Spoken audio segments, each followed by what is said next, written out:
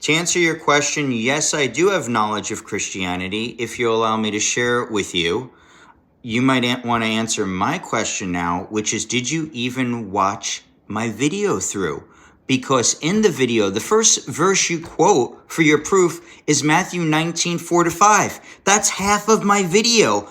Jesus was answering a question, a legal question about divorce. There was no gay marriage there. It didn't exist back then. He was not talking about it. They were asking him about divorce. So if you want to say Jesus was against anything, he directly stated he was against getting divorced. It had nothing to do with homosexuality. You cannot apply apples to oranges and reinsert a modern issue into biblical times and an argument into it where the topic was not even the same. They asked him a question of law relating to divorce. It had nothing to do with being gay or homosexuality or gay marriage.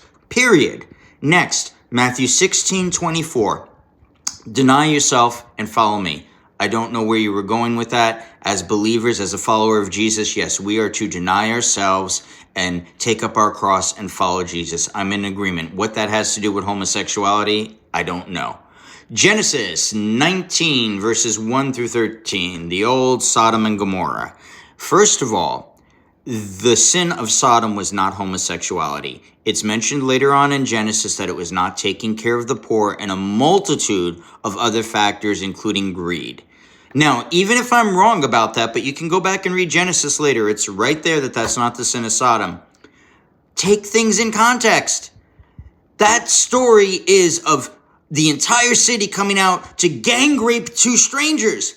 Gang rape. Yeah, God's going to view that as wicked. That has nothing to do with two people in a loving relationship, whatever they do in their own bedroom. You cannot apply gang rape. I think most of us think that's wrong. Gang rape of two strangers to two guys or two women loving each other and having sexual relations with each other.